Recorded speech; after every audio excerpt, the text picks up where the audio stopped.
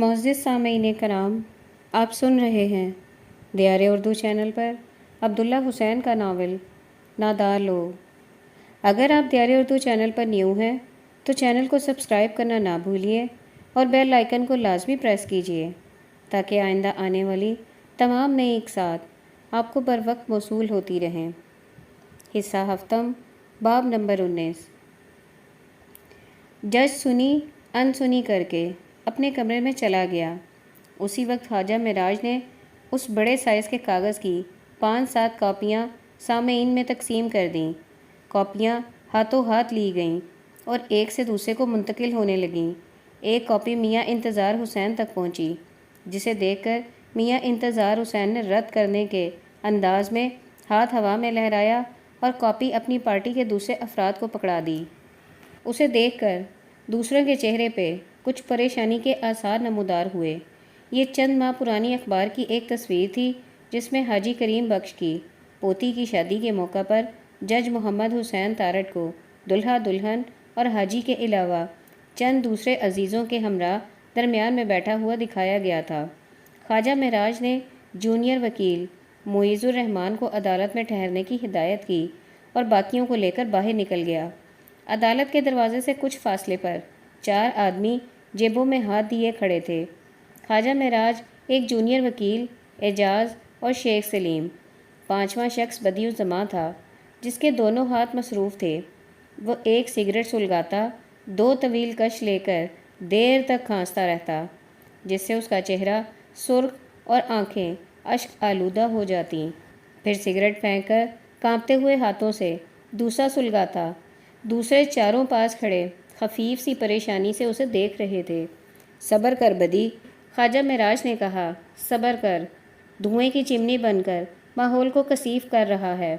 خواجہ Badie الزماں کھانسی کے دورے سے فارغ ہو کر روندی ہوئی آواز میں بولا، کہیں معاملہ ہاتھ سے تو نہیں نکل جائے گا؟ نکل کے جائے گا کہاں؟ اب یہ معاملہ تیرے ہاتھ میں نہیں، میرے ہاتھ میں ہے۔ قانون کا میدان ابھی کھلا پڑا ہے۔ تارڑ فیصلہ تو ہمارے خلاف دے گا، دینے دو، ایسا فکس کروں گا کہ یاد رکھے گا۔ خواجہ معراج نے کہا۔ بدیع الزماں کو ایک کش کے بعد ایسا اچھو لگا کہ اس کی سانس رکنے کو آئی۔ اعجاز نے اس کی پشت پہ ہاتھ مار کر اس کا دم ہموار کیا۔ چند منٹ کے بعد عدالت میں ایک شور اٹھا۔ سب کی توجہ اس طرف مبذول ہو گئی۔ اللہ رحم کرے، شیخ سلیم نے کہا۔ معیز الرحمان بھاگتا ہوا کمرہ عدالت سے باہر آیا۔ اس نے ایک کاغذ پہ اپنے شکستہ خط میں لکھی ہوئی عبارت خواجہ معراج کے ہاتھ میں تھمائی۔ خلاف چلا گیا ہے، وہ بولا، جلدی میں اتنا ہی لکھ سکا ہوں۔ سب خواجہ معراج کے دائیں بائیں اور عقب میں کھڑے ہو کر پڑھنے لگے۔ مدعی نے اپنا کیس ثابت کر دیا ہے۔ مدعیان کے عدم تعاون کے رویے کے باوجود مختلف عوامل کے پیش نظر نرمی کا رویہ اختیار کرتا ہوں، تاہم انصاف کے تقاضے کے مطابق مدعی کے حق میں فیصلہ ناگزیر۔ مدعیان ازالہ حیثیت عرفی مجموعی طور پہ 75,000 روپے مدعی کو ادا کریں۔ 7 یوم کی رخصت برائے اپیل۔ خواجہ معراج نے دونوں ہاتھوں میں کاغذ کو چرمر کر کے اس کا چھوٹا سا گولا بنایا اور زمین پر پھینک دیا۔ 1 منٹ تک سب خاموش ایک دوسرے کا منہ دیکھتے رہے۔ خواجہ صاحب، پھر شیخ سلیم بولا، بس کا کیا مطلب؟ قید کی سزا تو نہیں ہوئی؟ شیخ صاحب، تمہیں قید کی پڑی ہوئی ہے، میں اسے 1 پائی بھی دے جاؤں تو میرا نام خواجہ معراج دین سے بدل کر سراج الدین ارائی رکھ دینا۔ میں کچی گولیاں نہیں کھیلا۔ قید کی فکر سے آزاد ہو کر شیخ سلیم کو زبان لگ گئی، مگر خواجہ صاحب، قانون تو ہمارے حق میں جا رہا تھا۔ بالکل جا رہا تھا، مگر شیخ صاحب یہ… خواجہ معراج نے ہاتھ آگے بڑھایا اور شیخ سلیم کی آنکھوں کے قریب انگلیوں پر انگوٹھا رگڑ کر دکھایا۔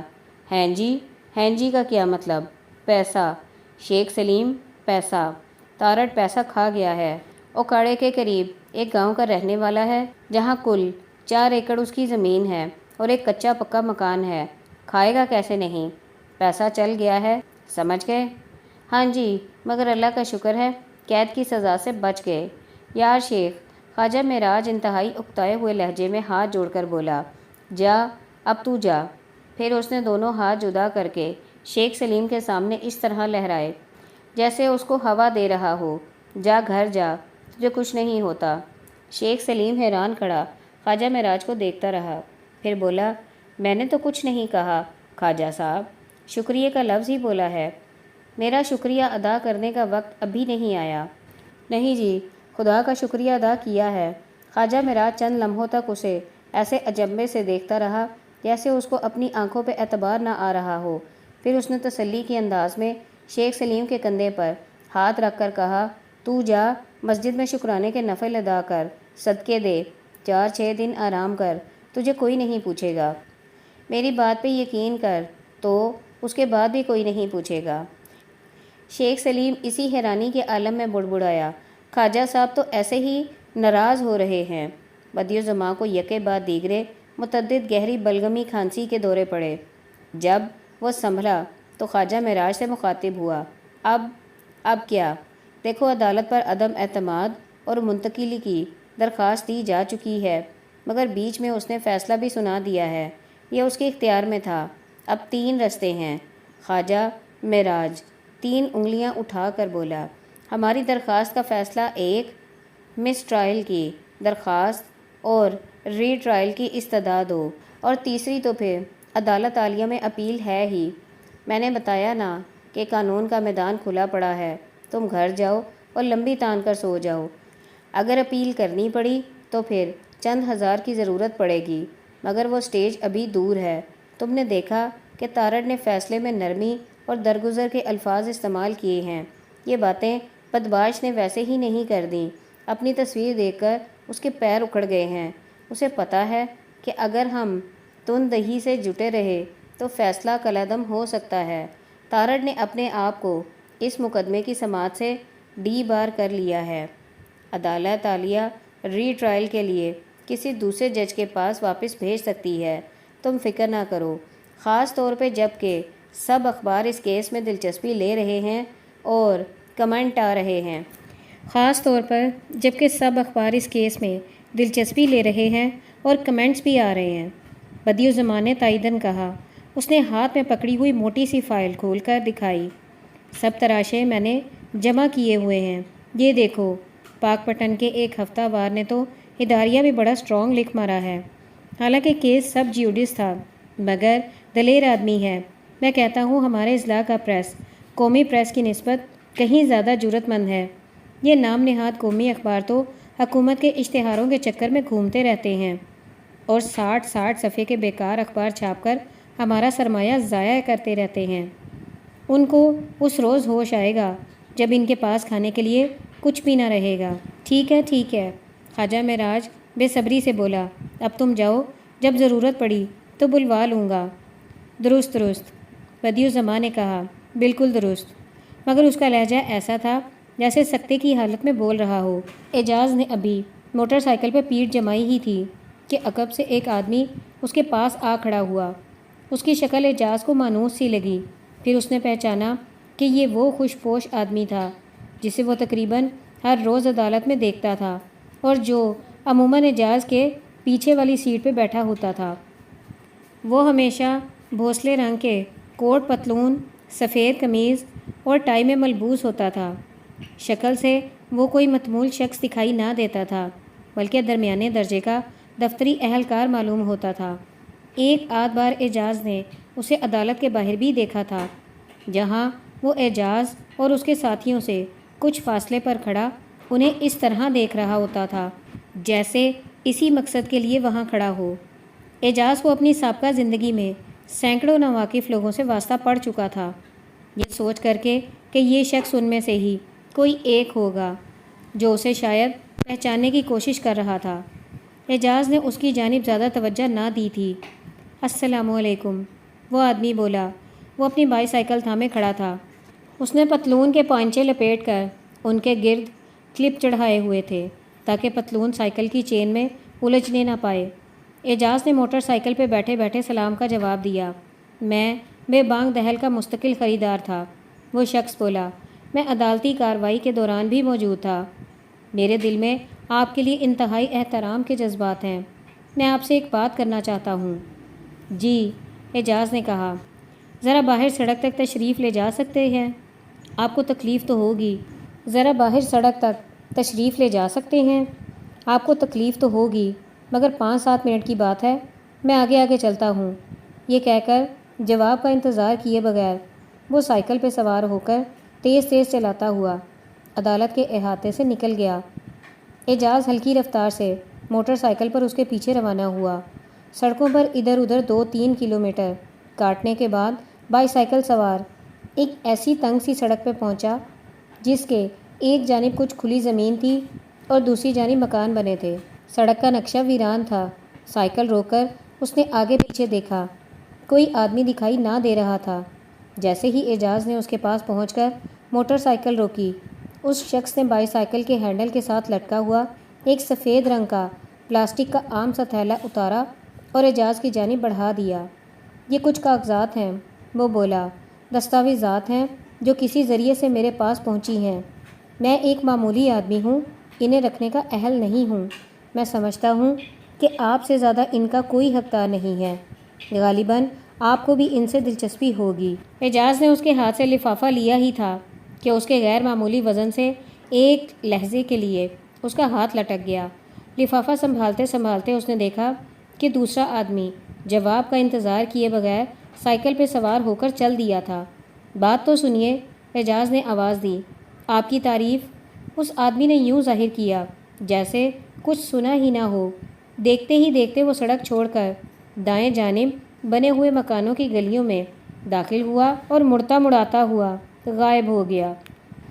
اعجاز کچھ دیر تک حیرت سے اسے نظروں سے اوجھل ہوتے ہوئے دیکھتا رہا۔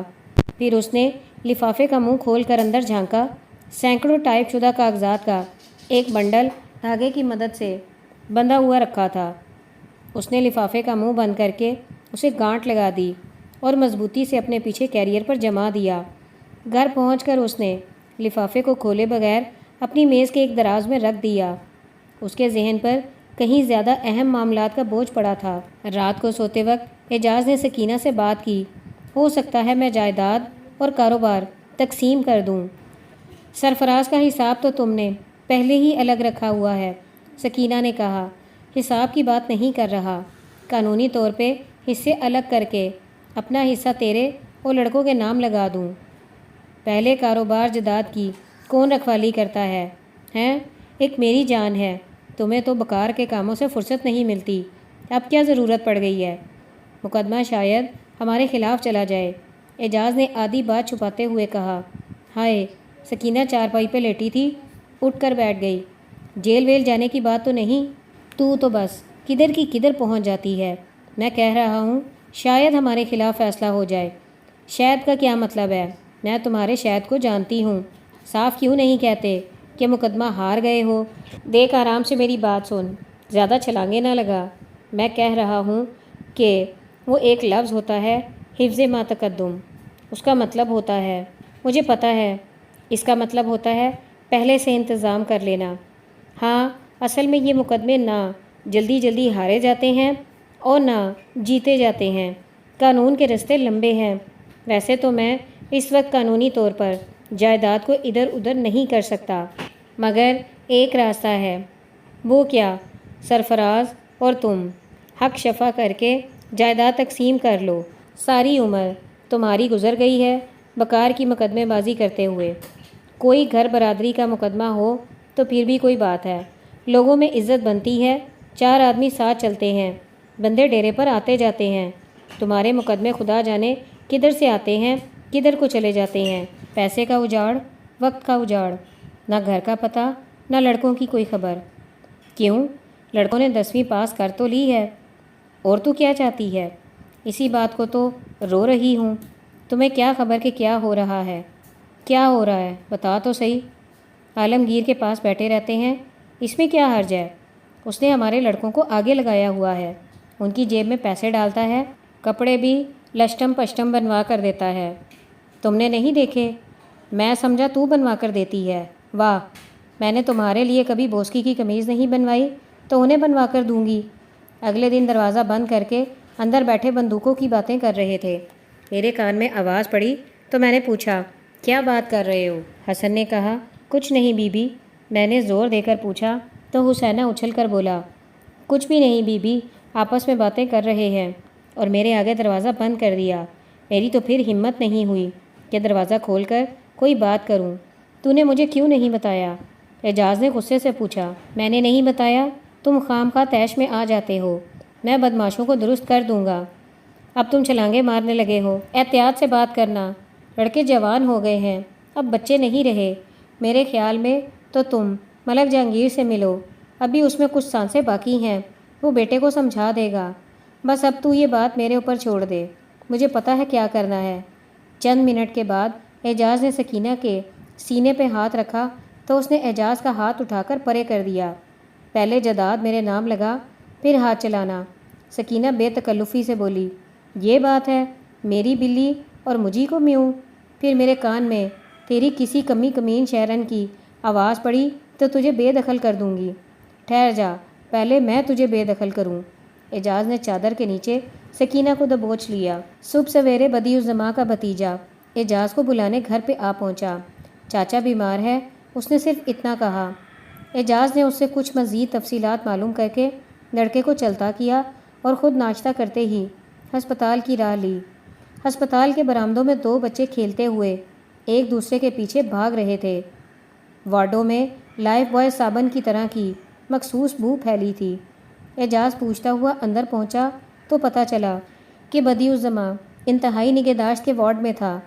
وارڈ کے باہر برآمدے میں اس کے سب عزیز جمع تھے، اس کی بیوی اور دو بڑے بچے، بڑا بھائی فصیح الزماں اور اس کا بیٹا شیخ سلیم اور وسیم، شمس اور دو تین دوسرے لوگ جنہیں اعجاز نہ جانتا تھا، برآمدے کے بینچوں پہ بیٹھے یا پاس کھڑے ہوئے تھے۔ اعجاز کو دیکھتے ہی شیخ سلیم اس سے لپٹ گیا۔ ہم تو مارے گئے ملک صاحب، وہ بسورتا ہوا بولا۔ بدی کو دل کا دورہ پڑ گیا ہے، مشینیں لگی ہوئی ہیں، گیس بھی لگی ہوئی ہے، اندر جانے کی اجازت نہیں۔ اوہ ہو، اعجاز نے کہا۔ کوئی بھی اندر نہیں گیا؟ شیخ سلیم سر ہلا کر بولا۔ دروازے میں شیشہ لگا ہوا ہے، وہاں سے دکھائی دیتا ہے۔ اعجاز نے کمرے میں قدم رکھا تو ایک مرد نرس اسے دیکھ کر بولا، آپ ابھی اندر نہیں جا سکتے۔ آپ ان کے عزیز ہیں؟ جی ہاں، میں صرف دروازے سے ایک نظر دیکھنا چاہتا ہوں۔ نرس توقف سے بولا، دیکھ لیں۔ بدیع الزماں کے دونوں جانب ٹیوبیں اور نالیاں پیوند تھیں اور ناک پر آکسیجن کا کھوپا چڑھا تھا۔ وہ سیدھا پشت پر آنکھیں بند کیے لیٹا تھا۔ ایک بازو کے ساتھ ڈرپ لگی تھی، دوسری جانب دو نالیاں تھیں جو ای سی جی مشین کو جاتی تھیں۔ مریض میں زندگی کے کوئی آثار دکھائی نہ دے رہے تھے۔ اعجاز دروازے سے پلٹ آیا۔ کون سے ڈاکٹر صاحب کے زیر علاج ہیں؟ اعجاز نے نرس سے پوچھا۔ کارڈیالوجسٹ ڈاکٹر سعد اللہ خان، صبح دیکھنے آئے تھے، اب راؤنڈ پر ہیں۔ راؤنڈ ختم کر کے پھر آئیں گے؟ ڈیوٹی ڈاکٹر عرفان صاحب ہیں، وہ کہاں ملیں گے؟ ابھی یہاں سے ہو کر گئے ہیں، شاید اپنے آفس میں ہوں گے۔ وہ سامنے والے کوریڈور میں تیسرے نمبر پر کمرہ ہے، باہر بورڈ لگا ہوا ہے۔ ڈاکٹر عرفان کے کمرے کا دروازہ آدھا کھلا تھا۔ اس کی میز کے گرد دو تین دوسرے نوجوان ڈاکٹر بیٹھے تھے۔ چائے کا دور چل رہا تھا، کسی موضوع پر گرما گرم بحث ہو رہی تھی۔ اعجاز دروازے کے اندر قدم رکھ کر رک گیا۔ تمام ڈاکٹر خاموش ہو کر اسے دیکھنے لگے۔ اعجاز نے ڈاکٹر عرفان کے سفید کوٹ پہ لگا نام کا لیبل پڑھا۔ میں بدیع الزماں صاحب کو دیکھنے آیا تھا، اس نے ڈاکٹر عرفان کو مخاطب کر کے کہا۔ جی ان کا علاج ہو رہا ہے، ڈاکٹر نے مختصر جواب دیا۔ انہیں دل کی تکلیف ہوئی ہے؟ جی ہاں، لیفٹ وینٹیکولر فیلئر ہے ڈاکٹر صاحب۔ اعجاز نے ہلکی سی مسکراہٹ کے ساتھ پوچھا، اس کا کیا مطلب ہے؟ ڈاکٹر کے لبوں پہ تھکی ہوئی سی مسکراہٹ پیدا ہوئی۔ دل کی بائیں جانب کا حصہ کام کرنا چھوڑ گیا ہے۔ یعنی انہیں باقاعدہ ہارٹ اٹیک ہوا ہے؟ جی ہاں ڈاکٹر صاحب، معذرت خواہ ہوں، آپ کا وقت لے رہا ہوں، مگر یہ بتا سکتے ہیں کہ اس کی وجہ کیا تھی؟ ان کا بلڈ پریشر 150 اور 200 سے اوپر تک پہنچ چکا تھا۔ اسموکنگ کی وجہ سے ان کی سانس کی نالی میں پہلے ہی رکاوٹ تھی، پھیپھڑوں میں پانی بھرنا شروع ہو چکا ہے۔ شریانوں کی سختی اور سٹریس اصل وجہ ہے۔ پھر اعجاز کے چہرے پہ فکر مندی کے آثار دیکھ کر بولا، ہم جو کر سکتے ہیں کر رہے ہیں۔ ان سے ملا جا سکتا ہے؟ اعجاز نے توقف سے پوچھا۔ ابھی تو نہیں، سیڈیشن میں ہیں، کچھ دیر میں ہمارے کنسلٹنٹ انہیں دوبارہ دیکھنے آئیں گے۔ ان سے ایڈوائس لے کر شاید آپ سب ایک آدھ منٹ کے لیے ایک ایک دو کر کے ان سے مل سکیں۔ آپ چاہیں تو انتظار کر لیں۔ اعجاز جا کر بدیع الزماں کے گھر والوں کے پاس کھڑا ہو گیا۔ 2 بینچوں پر عورتیں اور بچے بیٹھے تھے۔ فصیح الزماں کی بیوی اور چند بچے بھی آ پہنچے۔ ایک بینچ کے کونے سے 2 نوعمر لڑکوں نے اٹھ کر اعجاز کے لیے جگہ خالی کر دی۔ اعجاز نہ کرتا ہوا آخر مردوں کے اصرار کرنے پر وہاں بیٹھ گیا۔ سب نے متوقع نظروں سے اسے دیکھا، جیسے وہ ڈاکٹر سے کوئی امید افزا خبر لے کر آیا ہو۔ اعجاز کی سمجھ میں نہ آ رہا تھا کہ کیا بات کرے۔ آخر اس نے کہا، ابھی ڈاکٹر دوسری بار پھر دیکھنے آئے گا۔ نگہداشت بہت اچھی ہو رہی ہے۔ کسی نے جواب نہ دیا، سب خاموش بیٹھے اور کھڑے تھے۔ اعجاز کے آنے سے پہلے ان کی تھوڑی بہت باتیں ختم ہو چکی تھیں۔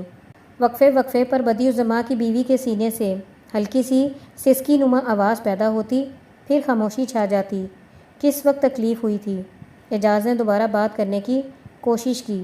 رات کے 1 بجے، فصیح الدین نے جواب دیا۔ خراب وقت تھا۔ ہاں، کوئی سواری بھی دستیاب نہ تھی۔ ہمسائے بڑے نیک لوگ ہیں۔ ان کو جگایا، انہوں نے اپنے کسی عزیز کو فون پر اطلاع دی تو وہ لوگ اپنی کار لے کر آئے۔ ہم ان کے بے حد احسان مند ہیں۔ اسی اثنا میں بدیع الزماں کی بہن اور بہنوئی بھی آ پہنچے۔ عورتوں نے آپس میں گلے لگ کر رونا شروع کر دیا۔ فصیح الزماں نے تنبیہاً کہا، چپ کر جاؤ، برا شگون ہے۔ اللہ نے چاہا تو 2 دن کے اندر اٹھ کر بیٹھ جائے گا۔ اب دعا کا وقت ہے، دعا کرو۔ آدھ گھنٹے کے بعد کنسلٹنٹ کارڈیالوجسٹ اپنے سفید کوٹوں والے قافلے کے ساتھ آ پہنچا۔ اس کے ہمراہ ڈیوٹی ڈاکٹر عرفان کے علاوہ 1 مرد اور 1 عورت ڈاکٹر اور چند نوجوان لڑکے لڑکیاں تھے جو زیر تربیت نرسیں یا ڈاکٹر دکھائی دیتے تھے۔ انہیں دیکھ کر بدیع الزماں کے آدھے سے زیادہ عزیز و اقارب اٹھ کھڑے ہوئے، جیسے وہ گروہ کوئی تریاک اٹھائے ہوئے وارد ہوا ہے۔ ڈاکٹر اپنے ساتھیوں کو لیے اندر داخل ہو گیا۔ جو لوگ اٹھ کھڑے ہوئے تھے ان میں سے 1-2 بیٹھ گئے، باقی کے خاموشی سے کھڑے رہے یا سر جھکائے چھوٹے چھوٹے قدموں سے ادھر ادھر چلنے پھرنے لگے۔ سب پہ ایک نیم ہیجانی کیفیت طاری تھی۔ اعجاز جا کر دروازے کے سامنے کھڑا ہو گیا۔ 15 یا 20 منٹ کے بعد ڈاکٹروں کا گروپ اندر والے کمرے سے نکلا، چند منٹ تک باہر والے کمرے میں رکا، پھر نکل کر برآمدے سے ہوتا ہوا دوسری جانب مڑ گیا۔ صرف ڈاکٹر عرفان کمرے میں رکا رہ گیا۔ وہ کچھ کاغذات ہاتھ میں لیے نرس کے ساتھ کھڑا کوئی بات کر رہا تھا۔ پھر اس نے کاغذ نرس کو پکڑا کر دروازے کی جانب دیکھا۔ دروازے پر آ کر وہ اعجاز سے بولا، اب ان کی حالت بہتر ہے، سیڈیشن کچھ کم ہوئی ہے، آپ مل سکتے ہیں، مگر 2-1 منٹ سے زیادہ ان کے پاس رکنا مناسب نہیں، اور ایک وقت میں 2 یا 3 سے زیادہ کا کراؤڈ نہ ہو تو بہتر ہے۔ 5-7 منٹ میں فارغ کر دیں، کل کا انتظار کریں، حالت مزید بہتر ہو گئی تو پھر زیادہ دیر تک مل سکتے ہیں۔ وہ واپس جا کر نرس کی کرسی پہ بیٹھ گیا۔ سب سے پہلے وہ سر اٹھا کر بولا، ان کے بیوی بچوں کو بھیجیں، مریض پر اچھا اثر ہوگا، اور انہیں ہدایت کر دیں کہ وہ بہت زیادہ جذبات کا مظاہرہ نہ کریں تو اچھا ہے۔ 10 منٹ کے اندر 3-3 4-4 لوگ نرس کے ہمراہ اندر گئے اور پلٹ آئے۔ ان کے چہروں پہ اسی طرح رنج کی چھاپ تھی، مگر ہلکی سی طمانینت کے آثار بھی تھے۔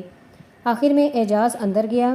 ڈاکٹر اور نرس کے چہروں سے ظاہر ہو رہا تھا کہ وہ اس ملاقات کو ختم کرنے کے خواہش مند تھے۔ میں 1-2 منٹ سے زیادہ نہ لوں گا، اعجاز نے معذرت کے انداز میں ڈاکٹر سے کہا۔ بدیع الزماں اعجاز کو دیکھ کر مسکرایا۔ اس کا رنگ زرد اور جلد بے جان سی لگ رہی تھی۔ اس نے ناک اور منہ سے آکسیجن کا کھوپا اتار کر ماتھے پہ جمایا۔ اعجاز نے اس کا ہاتھ اپنے ہاتھ میں لے کر آہستہ سے دبایا اور اسے پکڑ کر کھڑا رہا۔ کئی سیکنڈ تک وہ دونوں خاموشی سے ایک دوسرے کو دیکھتے رہے۔ پھر اعجاز نے کہا، ڈاکٹر کہتا ہے حل آیا تھا، گزر گیا ہے، اب 1-2 روز کی بات ہے۔ بدیع الزماں نے کوئی جواب نہ دیا، ٹکر ٹکر اعجاز کو دیکھتا رہا۔ اس کی نگاہوں میں سینکڑوں سوال و جواب تھے۔ بس اب جلدی سے تندرست ہو جاؤ بدیع صاحب، اعجاز خوش دلی پیدا کرنے کی کوشش میں بولا، ابھی تو ہم نے بڑے مارکے مارنے ہیں۔ بدیع الزماں کے چہرے سے مسکراہٹ اچانک غائب ہو گئی۔ اس کی آنکھوں میں آنسو بھر آئے۔ اور کونوں کے راستے کن پٹیوں پہ بہنے لگے۔